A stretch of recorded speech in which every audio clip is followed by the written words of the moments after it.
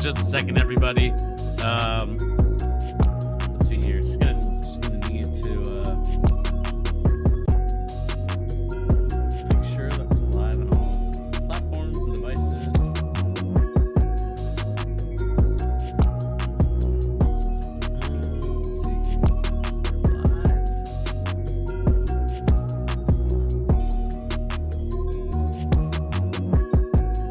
live. All right, sweet.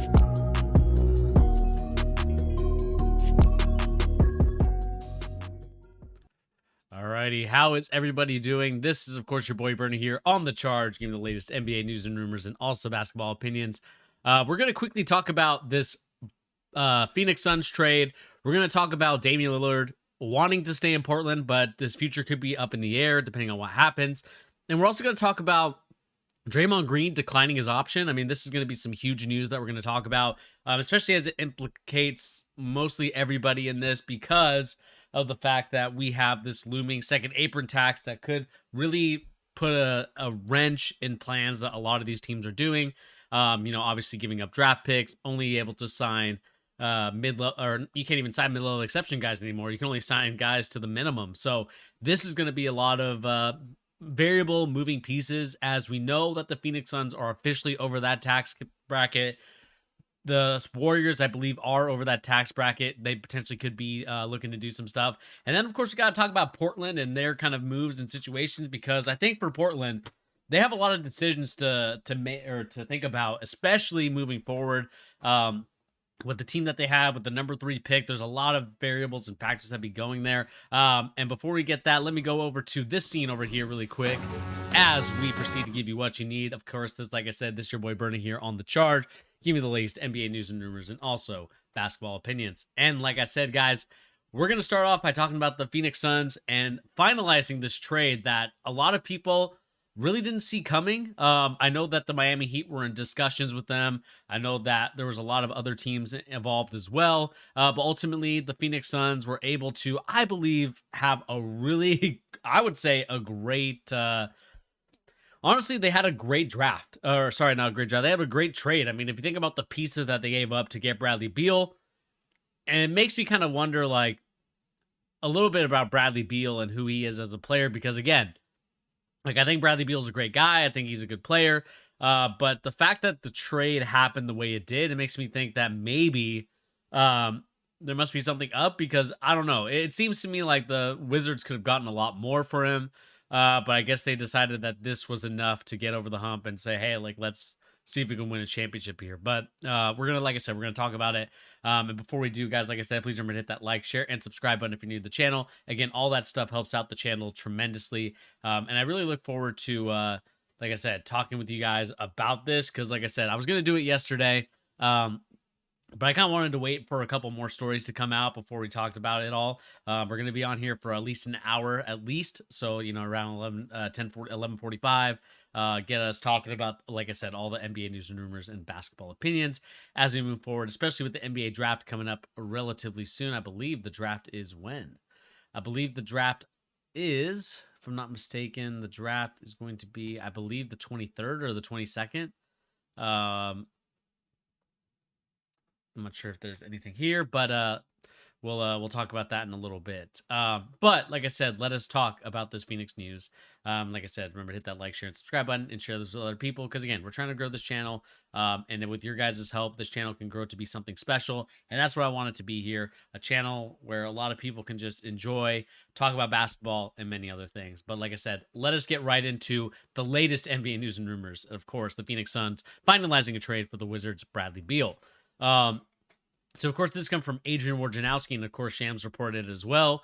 The Washington Wizards are finalizing, I should say, a trade to send 3-time All-Star guard Bradley Beal to the Phoenix Suns for a package expected to include Chris Paul, Landry Shamet, and several second first-round picks and a pick swap, sources told ESPN on Sunday.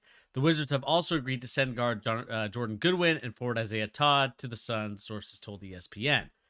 This deal could take a couple of days to be completed, but Beal is on his way to the Suns to form a new big three with Booker, Kevin Durant, and of course we can't forget about Ayton, because he is on that max deal. So I don't think that you can necessarily forget about that when you're talking about the pieces that Kevin Durant has and Devin Booker has on this team. One of the reasons this deal could take a few days is because it allowed the Wizards to field offers to widen the deal to a 3-team trade to give Paul another chance to land with a contender. Sources told ESPN. Without another trade partner emerging for Paul, the possibility of exits of Wizards and Paul discussing a contract buyout that will allow him to become a free agent. I think I definitely see that one as the more realistic option for Chris Paul. I don't necessarily think that anybody wants to accept that big contract. I think a lot of people are looking to do a buyout, just because I think it's just so much money. And again, Chris Paul definitely struggled a little bit towards the end of the season because, obviously as you age, and LeBron James is the only player, maybe Michael Jordan to some extent, but mostly LeBron James, at least to recent years, has been one of the only players to really defy logics of father time, because with the way that he plays, the way that he does. And again, I don't want to make this about LeBron James, but in terms of like a player that has aged gracefully, it's LeBron James. Whereas Chris Paul, I think, has had a really sharp decline over the last year or so. And so this is clearly going to be an indication, I would say, for anybody, especially when it comes to Chris Paul, that I don't think anybody wants to pay that big contract. I think they want to do a buyout and see what they can get him for a decent deal. And going on to the article, it also says this was an extremely complicated process with so many different hurdles to get through. Obviously, we know that there's a lot of stuff that goes on before any of this stuff can happen. Bradley Beal is accordingly lifting his no trade clause to accommodate the deal to a Suns franchise that now has top heavy roster of talent and salary. Like I said, Beal will join Booker, Durant, and Ayton, 4 max contracts together with the looming collective bargaining agreement designed to severely limit the roster flexibility of the teams above the second apron of the luxury tax. Again, this I believe this, I can't remember if it's this next season or the season after, is when the new collective bargaining agreement will go into place. So like I said, this is going to have to be a quick decision. And I think the Phoenix Suns probably in their mind made the right choice. Like I said, to get the fact that they were able to get Bradley Beal for the stuff that they got him for, I think that is highway robbery. Again, we don't know what type of player Bradley Beal will be with this whole roster. Again, the trade happened. I think that this is a good move, I would say, for Bradley Beal to finally go to a team. Let's see if he can really put this team in title contending categories. Because again, the worry was with Bradley Beal was that he was kind of like a good scorer on a bad team. It's kind of what Devin Booker was until I believe Chris Paul and DeAndre Ayton finally emerging for him and kind of gave him a second opportunity and really a chance to not be primarily targeted by, of course, the other team's coaches kind of designing stuff for him, probably trapping, probably, trying to get the ball out of his hands a lot more. So like I said, this is probably some good news for Bradley Beal. He finally gets to go to a team and a place where there's a lot of great players. The Wizards are a little interesting because I think they are also in this weird predicament because, like I said, for many years before, as you guys know on this channel, I talked about the type of players that they drafted, guys like Rui Hachimura, Corey Kispert, Johnny Flynn, like all these players that have kind of had similar body types and similar play styles. It just felt like the Wizards were going nowhere, and they were such a disorganized and really dysfunctional franchise for the last couple of years. And they also got Danny Avdija now, so they got to decide kind of what they're going to do with that whole thing in DC, because again, I want to see the Washington Wizards finally do a correct rebuild and a correct build around the guys that they want, and to trade guys that they're not going to want, right? So does Corey Kispert fit the plan? I think he's a great shooter. I think he does a lot of good things. And I'm not just saying that because of a Seattle bias. But I think he could be a really good player in this league. It's just, to me, the matter of when it comes to Corey Kispert, and I know that this is not primarily Corey Kispert. I know we're talking about Bradley Beal, but, just really want to talk about the Washington Wizards in general, is they really need to start prioritizing building around the guys that they have and see like, hey, can this young core give us something, or do we need to trade all these guys and start over again? And do it the right way, because I just feel like that's kind of the issue that the Wizards have had the last couple of years. I would say really since Gilbert Arenas left, and really, I guess, since you could say John Wall, Bradley Beal era, they really have been in a directionless loop, it feels like to me, because I don't feel like they necessarily have done a great job of building a team roster that's cohesive, that fits together. I just feel like they kind of just threw stuff together, drafted like the best available instead of drafting what they feel like they need in order to continue in the future. And to, maybe they need to trade down, maybe they need to trade up. Um, and so that's kind of the one thing. And Sean, I looked at your comment here. How did they get 0 first round picks and 0 decent players in that trade? Hey, James Jones is a master trader there. I think what it really came down to, Sean, was the fact that I think the Wizards don't know what they want. I mean, to me, like I said a little bit before, I don't know if you were watching at the start, but I just kind of said it like this is a very disorganized franchise. And again, when you got guys like, Rui Hachimura, who I've liked, and Sean, my Rui Hachimura love and my propaganda for him. To me, like the biggest concern I would say when it comes to I would say for the Wizards is, what is their next move? And I know that, like I said, we can talk about the Phoenix Suns, we can talk about, the big four, quote unquote big four, right? Because, I think there's going to be a lot of issues there. Just because, I talked about this even last year with Chris Paul going there. The bench depth is going to be the biggest problem for the Phoenix Suns. And I want to talk about that part, but let's talk about the Wizards part first. So I don't go in like multiple tangents like I feel like I'm doing right now. I just think the Wizards are just a lost franchise at the current moment. Like I said, I think trading Beal maybe alleviates some of them. And I just think that, with the no trade clause as well, that's right, Hilo, the no trade clause definitely helps that. Can't get any more than what they got. But I do think it's kind of interesting that they didn't decide to go with the Miami Heat offer, just because to me, they were able to get some first round picks. They got Duncan Robinson, and I know Kyle Lowry is not the same Kyle Lowry that he was even 2 years ago, but you have some first round picks in there. I just think that they tried to look at it and say, okay, maybe we can do a sign and trade with Chris Paul. But again, nobody wants to pay that Chris Paul contract either. So I think the Wizards, again, like I said, are they kind of are the biggest losers in this whole situation. Not because I think they obviously lost the best player in this trade. They got Landry Shamet, who's a great role player, but I don't necessarily see him as a guy that, in my opinion, does anything. Why didn't they just look into a Zion trade?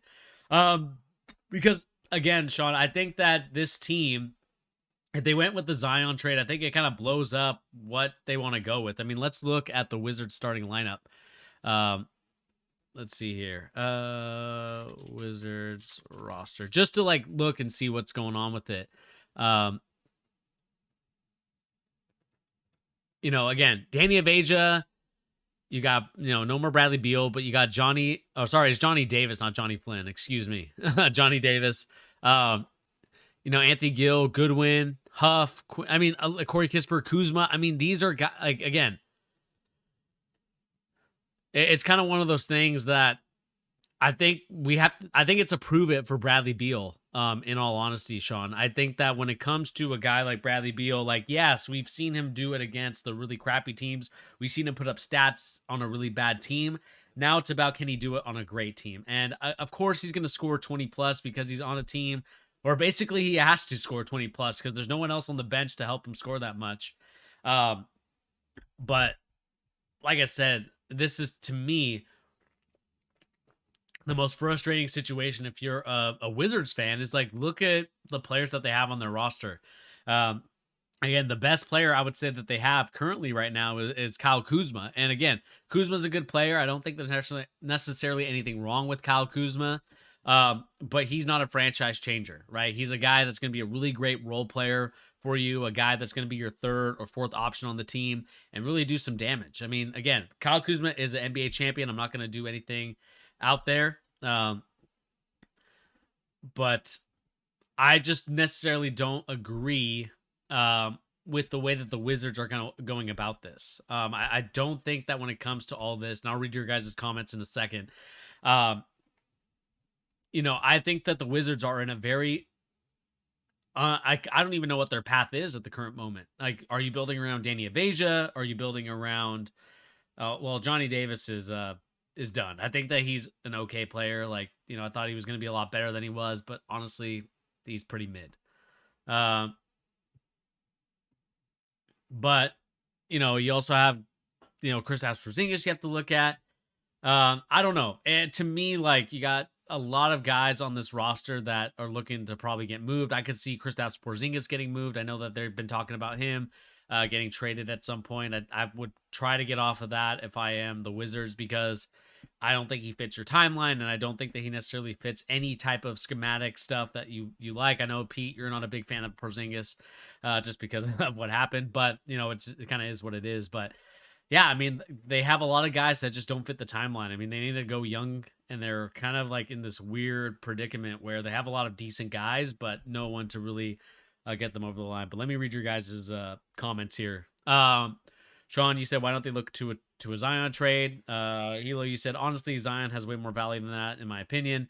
He's up in discussion for a second or third pick in a trade. Beal ain't nowhere near that. Like you said, there's no guarantee Scoot or Miller are even as good as Beal. I agree, Sean, but most prospects of them being mostly as good as him are for 1/5 the price is where the value is. Don't the Pelicans have a contend now roster if they replace Zion with a star like Beal? That depends on what you feel about Beal. He's not an elite at anything. He's the third for best 3-point shooter over the last 5 years for 50+ million. Yeah, I mean, Pete, we talked about this a lot of times. I mean, again, it comes back to that. In order to protect your assets, you have to overpay your assets. And that's kind of what the NBA has become now. And so, I think with the money that a lot of these like top tier stars are making on their own individual team, I think it overvalues the player themselves. It's kind of just like it is in FIFA, or like I said, European soccer. It's like, you overvalue some of the players that you have when really their real value is, maybe a third of what you get for the transfer. So, like I said, I do agree with like Beal. Like, I don't necessarily think that he is I think he's a good player. He's not a great player. And there's a reason why I said, if he was a great player, Sean, I would agree with Pete. Like, he would be worth like, second round picks, or sorry, first round picks, second overall, third overall. But really, I just think that there's still a lot of prove it in Bradley Beal, just because he hasn't really done it with any team ever. Like, this Wizards team, him as the leader, like, he's never been in that position. Bradley Beal's about to turn 30 years old. There's a lot of questions about whether or not he's going to be a guy that carries a franchise to the title. Again, I don't think Bradley Beal was ever going to be that guy. I think he was probably either going to be a second or third option. But I just think with the Pelicans, again, another kind of franchise that it sucks because I think that they like Zion, but they know that, to me, like, Zion never wanted to stay with the Pelicans. And I know this is way off topic from the Wizards and Suns trade, but I don't know. I feel like the Zion has always wanted to be a guy that went to a bigger franchise, not to discredit the Pelicans, but he wants to be in New York. He wants to be in LA. Like, he doesn't want to be in the small market. I just feel like that's kind of who he's always been. And so, that might be influenced by his stepfather or whatever it is. But that's definitely where I see him more than likely going in that direction. But let's talk about the Suns in this deal. I mean, again, the Suns are going to have a good team. Like, they're going to have a great team, to be frank. Like, they're going to be top 4 for sure. The question, and we can even look at the standings from last year, right? I mean, they were top 4 last year with Chris Paul and that team. I think they're going to be in that similar boat. Like, they're going to be, maybe top 3, top 4 type of team.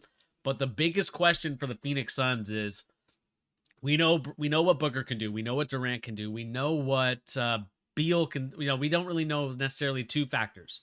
What can Beal do on a team where he's not the first option? Is he going to be? Is the percentages of his shots, the percentages of his field goal, 3-point, like free throw, all that, is that going to go up?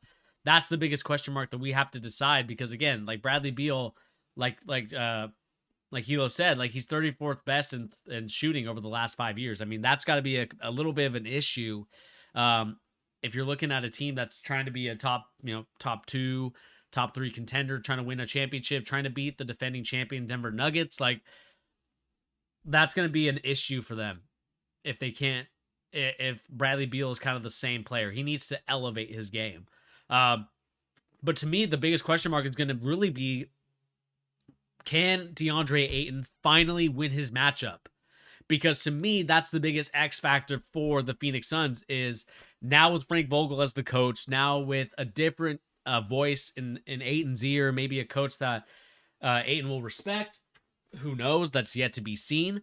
But will that change Ayton from being kind of like an average scorer to like, an average player? Can he now finally become a dominant player?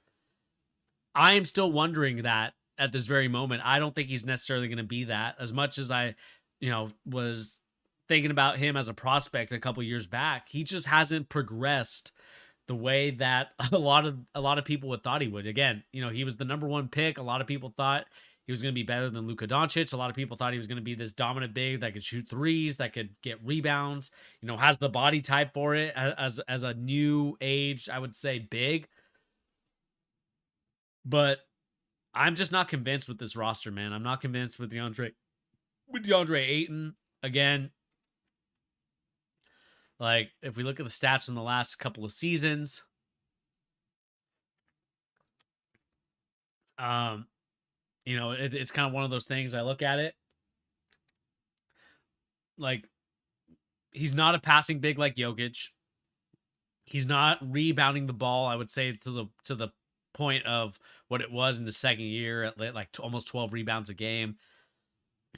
His scoring has kind of gone down a little bit. I know he's scored 18 a game, but I mean, he's the type of big that you can't run this sort of Princeton style offense. Like I know that that's probably going to be the new stuff that a lot of teams are going to run. A lot of like post presence and like playmaking big men is going to be the new wave of the NBA. I know that a lot of people are trying to find, like, especially, after an NBA championship, everybody and their mother is trying to find the next playmaking big, right? I think that that's kind of what Jokic just kind of changed the league. It's kind of like what Steph Curry did a couple years back when a lot of teams are running this sort of style. I mean, the one key factor that makes the Warriors and the Denver Nuggets offense similar is the fact that there is that post-split action. There's a lot of, like, they have playmaking bigs. From Draymond Green being a playmaker to Jokic being a playmaker. It's kind of the same thing with Phoenix. Like, they don't have any playmaking bigs. And I'm not saying that playmaking bigs are the end-all, be-all for the Phoenix Suns or any team, because you can run different stuff. But if Ayton can't dominate his matchups like he should, especially in the playoffs, I mean, let's look at the postseason. I mean, postseason, it's abysmal. I mean, look at his postseason this past year. I mean, compared to his last, 2 years that he's been in the playoffs, 65, 66% when they went to the NBA Finals, I believe, 64%. I mean, again, like his numbers have went down tremendously, and that to me is a big worry. It's a huge worry because you need him to, like I said, to dominate his matchup, and and with the numbers that he's putting up here, 9.7 assists. 9.7 rebounds, only 1 assist, 0.7 blocks, fouling a lot more, turning over the ball a lot more. Offensive rebounding is about the same. Defensive rebounding is lower. I mean, to me, that's unexcusable for a guy that should be really dominating. 51st in points, 10th in rebounding. That's not bad. 11th in field goal percentage. Not bad, but 142nd in assists. I mean, again, he's a big. I know that bigs aren't supposed to play make, but I think it's the new league. You have to be a playmaking big from here on out.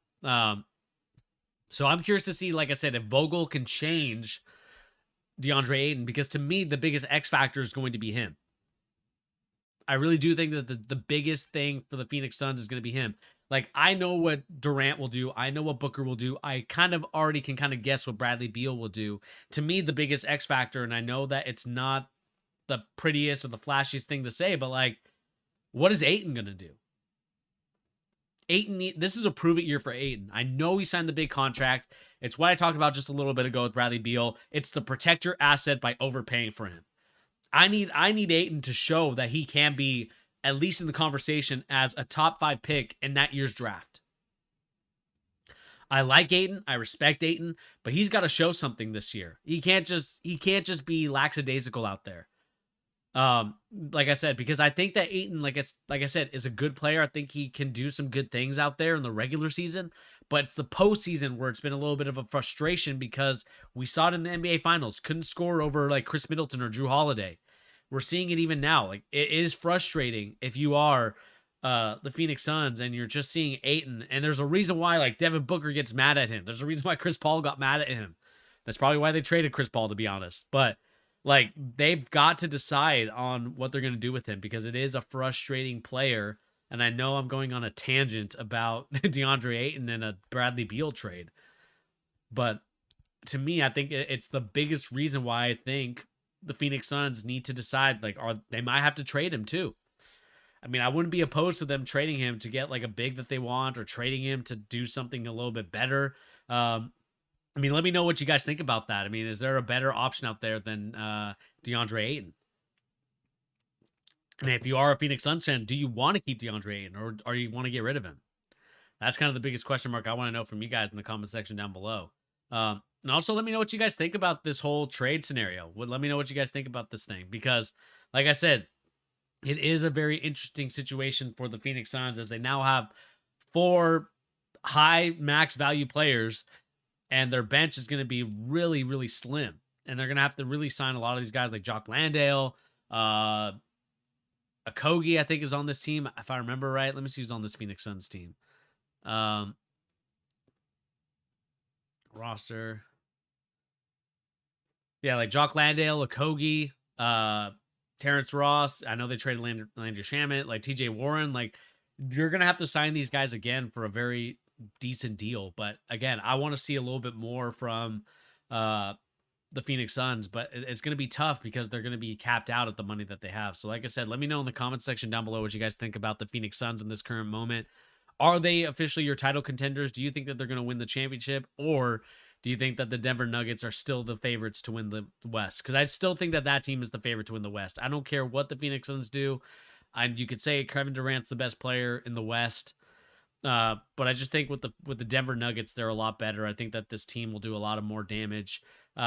Whereas I think the Phoenix Suns have a lot to prove it. I mean, again, I know what a lot of these guys can do, but to me, it comes down to Ayton and now Bradley Beal. Like, is Bradley Beal going to be okay being a 18-point scorer, shooting high percentage? Because that's, I think, what he's going to have to be unless Kevin Durant is going to take a back seat. I know Kevin Durant's getting to that 35 years old range. And that's going to be a big question mark, especially because I believe he's getting injured more frequently in the NBA now. I want to see him play a little bit more, but it's a worrisome that he keeps getting these foot injuries. And it's just the thing when you're like 7 feet tall, like you're gonna have to deal with bottom body injuries, like again legs, hamstrings, anything in that nature. I think it's going to be a little tough for him. So like I said, let me know in the comment section down below what you guys think about the Phoenix Suns. Are they instantly title contenders? Let me know in the comment section down below. All right, let's move on to, what story do I want? Do we want to go Draymond Green or do we want to go Damian Lillard? Let's go Green. I feel like Draymond Green would be an interesting story. So, as you guys can see, the next story we're going to talk about is, of course, Draymond Green declines his player option with the Warriors. This is, of course, coming from Sham of The Athletic. Draymond Green has declined his $27.5 million player option for the 23-24 with the Golden State Warriors.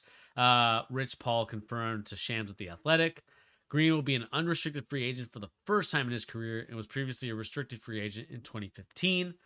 The Warriors are motivated to re-sign Green, though he will have to explore free agency, although he will also explore free agency and sign in trades. I think that this is the end of the Warriors era as we know it. I just think the Jordan Poole incident was a huge red flag for me as to why I think the era is over, because I think that really affected the team. Obviously, Draymond Green has said it in his podcast.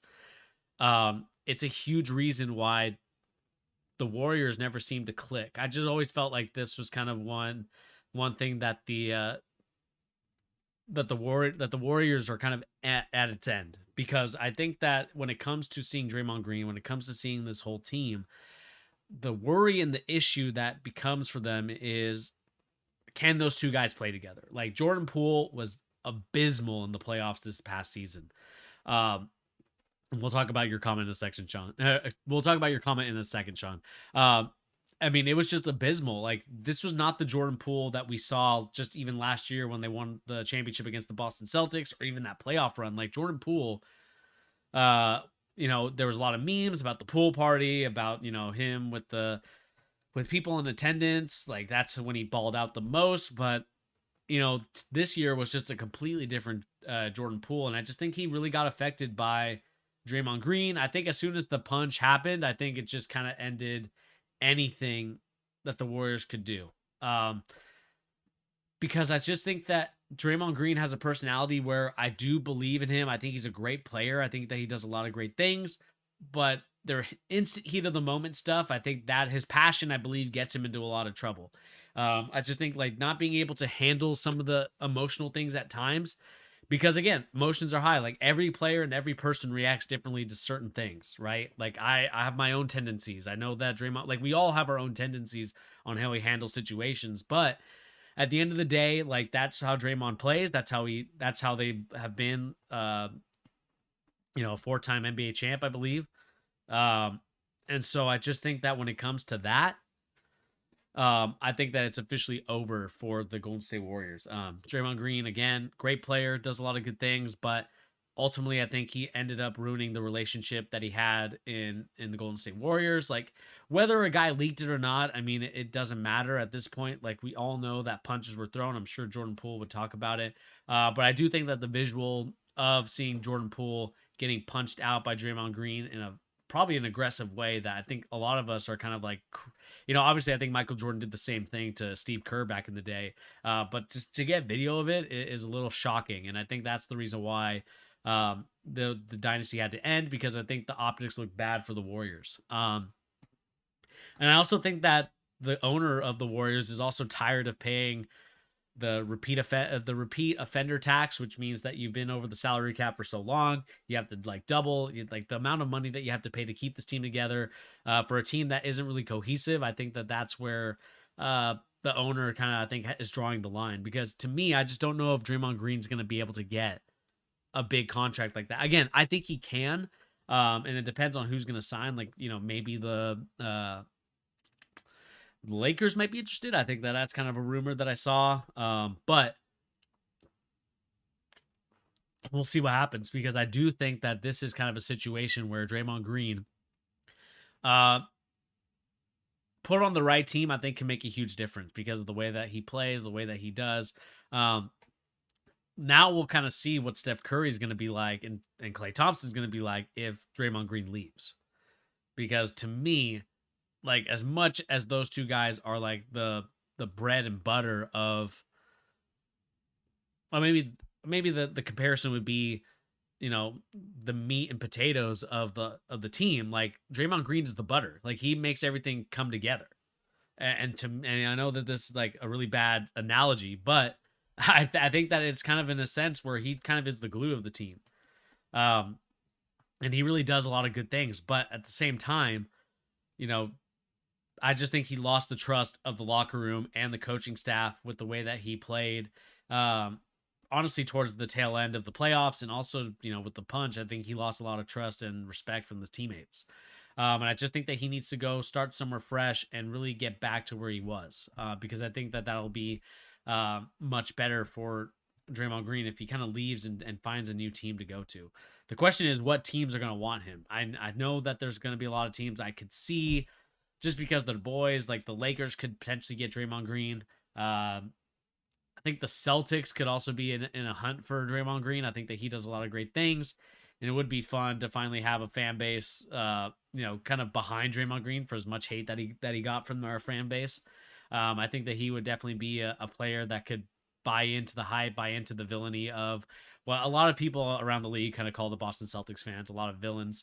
But we'll see what happens with that. Again, I would be surprised if he signed back with the Golden State Warriors, just because I think if he opted in, he definitely would have stayed and definitely would have been one of those guys that would have would have at least tried to go one more time with the Warriors. But by him opting out, I think he wants more money. I think he wants more insurances, but I don't think that the Warriors are necessarily going to give it to him. And I think the Warriors are trying to look at probably taking a step back because they have so many young guys that they have on their team, right? We got Kaminga, no more Wiseman, but they had Kaminga, they have Moody. I'm trying to think. They have I can't remember the other guy that they have, but it was a wing. I think he went to Michigan State, if I'm not mistaken. Let me just look at the Warriors and their roster.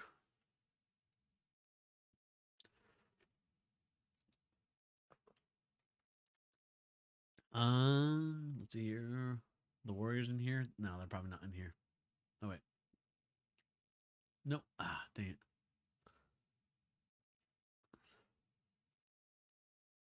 Nope. Let me do this instead. Sorry, everybody, for the technical difficulties. Standings. Where are we at? Golden State Warriors. Let's look at the roster really quick. You know, they have a Dante DiVincenzo. They have like I said, Moses Moody. You know, you have Jordan Poole again, 24 years old, kind of in his prime at the current moment. Like, there's a lot of guys that they need to build around, a lot of guys that they want to give some minutes to. Where was the guy that I said they signed? Maybe they traded him.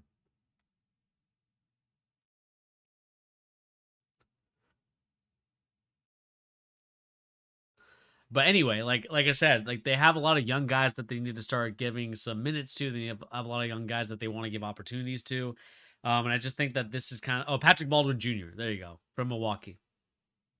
Forgot he was like a top rated prospect back in the day, and he kind of fell off a little bit. And really, they need to start giving him some opportunity.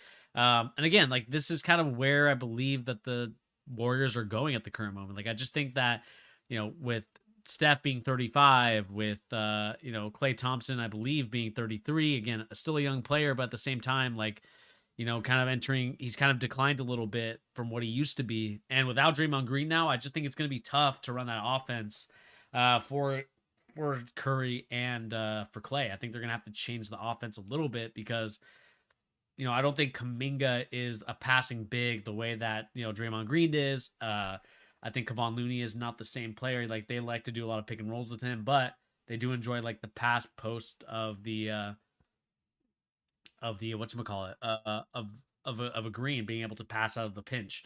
But we'll see what happens in the future. But again, I think that this could be the end of the Warriors dynasty. Let's see here. Sean, you said Kings ended their dynasty.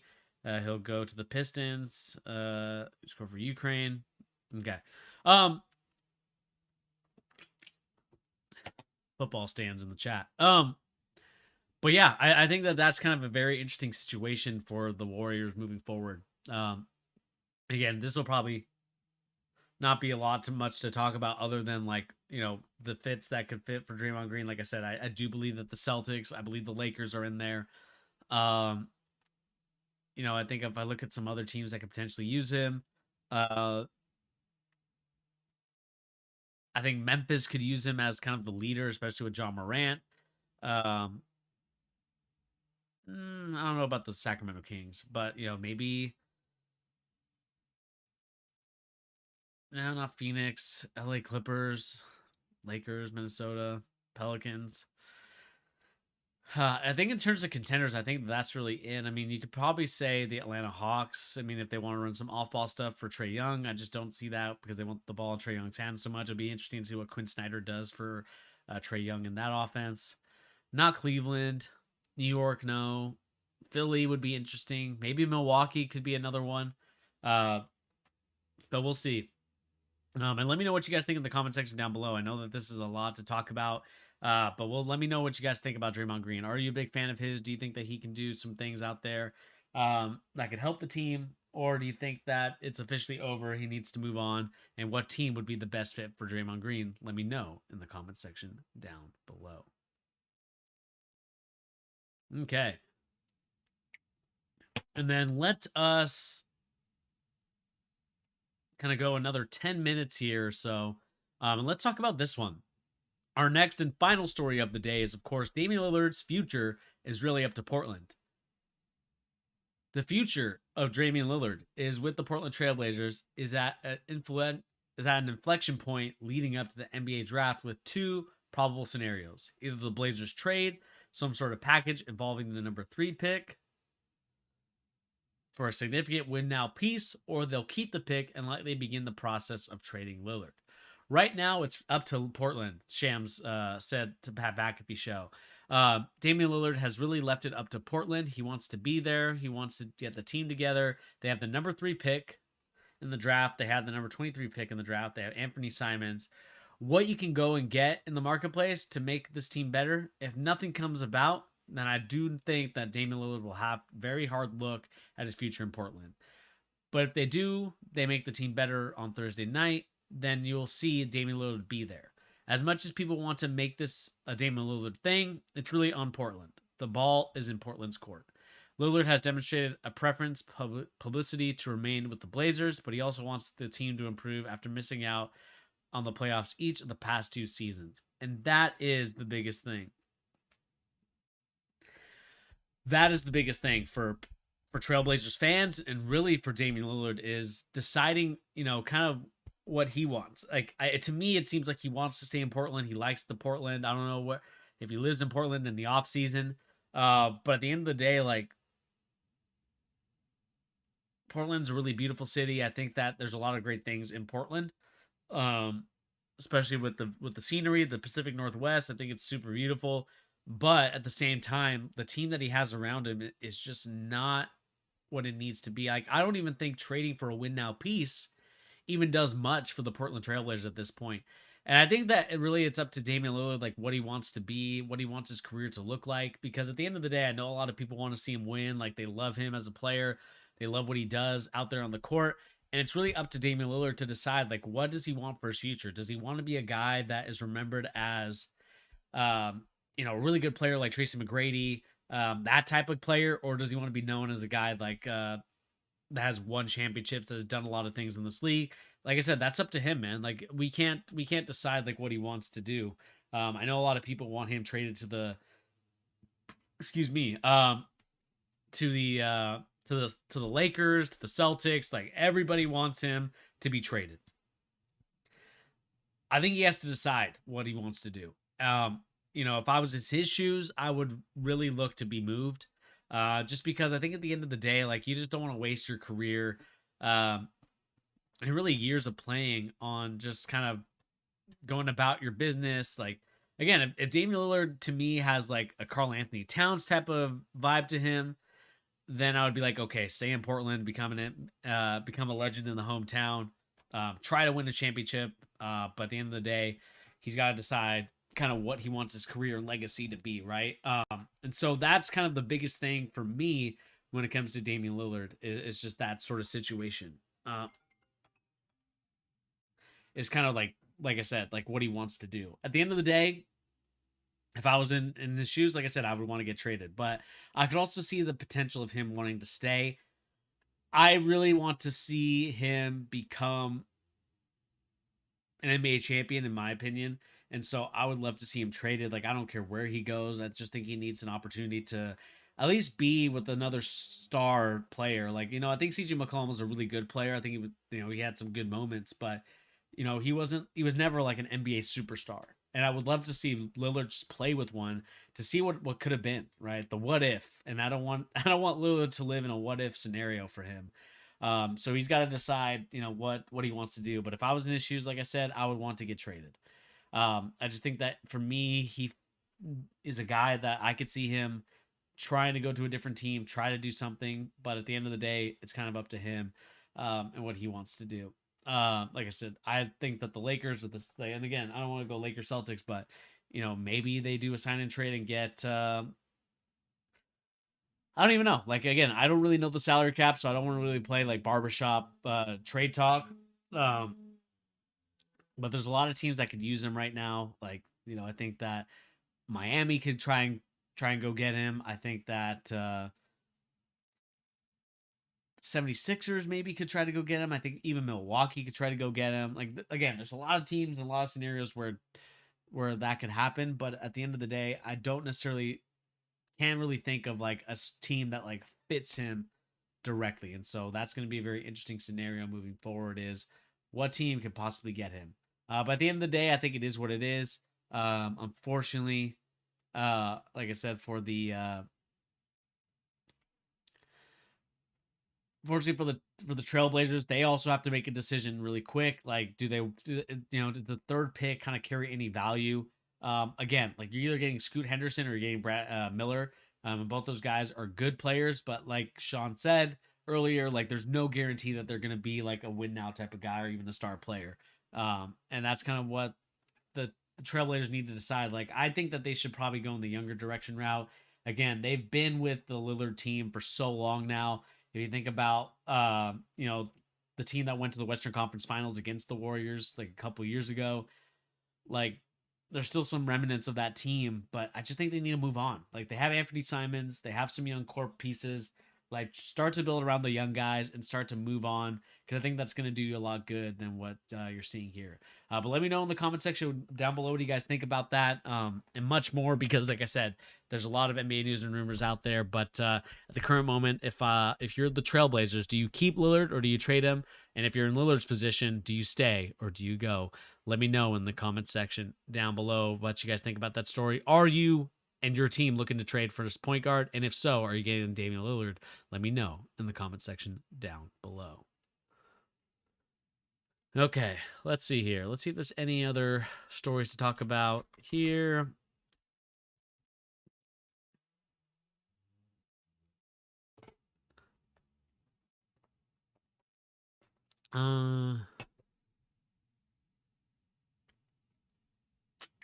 The only other thing to add to that, as I look at some of the tweets out here, it's looking like the Blazers, and of course this is Chris Mannix, and take it with a grain of salt. Obviously, the Blazers are showing no interest in dealing the number 3 pick. That's going to be a gut check to a lot of people. Toronto remains unwilling to part ways with OG Anunoby. The Russell Westbrook unlikely to sign with the Phoenix Suns due to Frank Vogel. Portland Trailblazers are dangling the number 23 pick in order to find a trade for Damian Lillard. I don't know about that one. Clippers have the edge over the Lakers when it comes to the possibility of signing Chris Paul.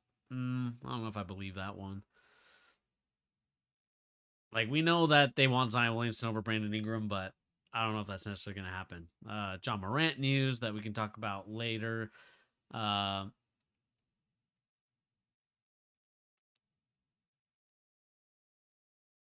The Warriors and Suns discuss a potential deal centered around Chris Paul before he was dealt to the Wizards. I don't know if I believe that one either.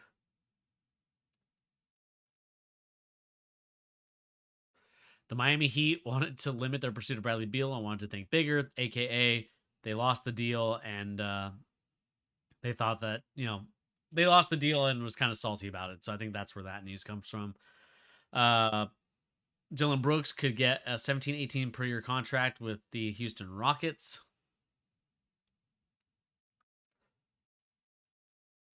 KD and the super teams.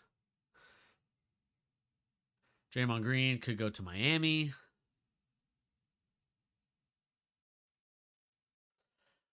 I mean, I would definitely be in agreement with Tobias Harris moving on. I just think that trade didn't work out. Dallas interested in Grant Williams and Harrison Barnes. Fred Van Vliet wants a 30+ million a year in free agency. God dang it. That's a lot of money.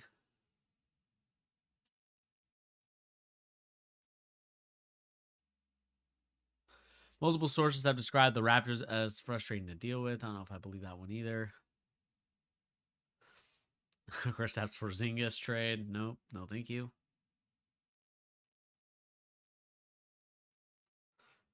John Morant.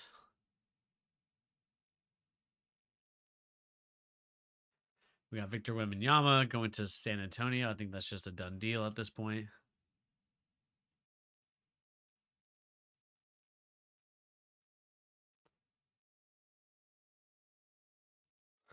Jalen Green dominating some little chubby dude. Oh, man. That's funny. Yeah, I don't think they're going to trade him.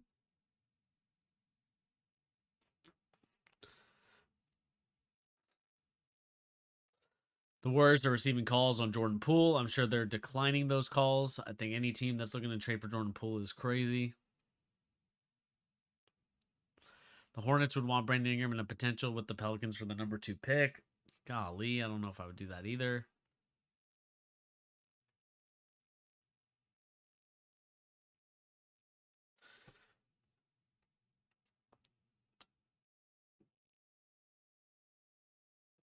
Let's see here. I think the Kings will make a move, Sean. I just think that it kind of happened last year, right? Like the dominoes need to fall a little bit more for other teams, and then the more moves can start happening. I think as soon as the draft is over and free agency is officially open, I think you're going to see a lot more trades. You're going to see a lot more sign and trades, a lot more stuff, because I think this is the final year. Like I was saying earlier in that Phoenix Suns Wizards trade, is that sorry, I don't want to show Jokic like going a little. I probably had like 20 beers to get him going.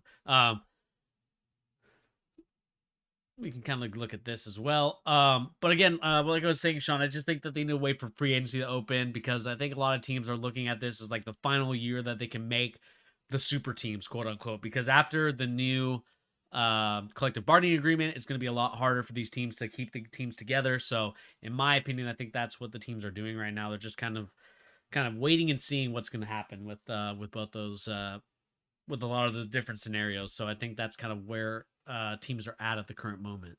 But anyway, guys, I think that's going to do it here for the Charge. Thank you once again for joining us here, giving the latest NBA news and rumors and also basketball opinions. I'm going to look to be, let me look at my schedule really quick. Let's see here.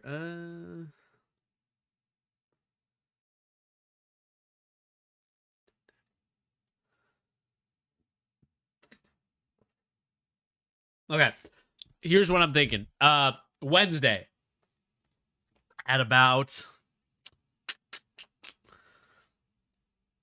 8:30, maybe 7 o'clock at night, we're gonna do a live stream. We're gonna go over some prospects, talk about who we like, who we are kind of interested in, who's gonna get the who's rising in the draft stock, who's lowering in the draft stock, because I think that's where we're gonna do a lot of those NBA trade scenarios and also NBA rumors. And I think that's what we're gonna be doing. So Wednesday, tune in for an NBA pre-draft special. We're gonna talk about who in the final hours, what teams are thinking about, how the draft is going to play out. Talk about, like I said, who our favorite prospect is, who our least favorite prospect is, and really do a deep dive on some of these guys. So, with that being said, thank you once again for joining us here on The Charge, giving the latest NBA news and rumors and also basketball opinions. Please remember to hit that like, share, and subscribe button if you're new to the channel. Again, all this stuff helps us out tremendously, and I'm looking forward to seeing you guys a little bit later in the week. Not sure if Pete will be on. I'll have to ask him, just because, again, schedules just get busy. So I'll ask him if he can do that night. But if not, we're still going to do it anyway. We're just going to do it with just me, myself, and I. So with that being said, thank you once again for joining. Please remember to hit that like, share, and subscribe button, and share this with everybody. I want this channel to get to 2,000 subscribers by the end of the summer. Let's make it happen. Anyway, guys, like I said, my name is Bernie. Thank you once again for joining. Please remember to hit that like, share, and subscribe button, and we'll see you guys in the next episode of The Charge. Anyway, guys, peace.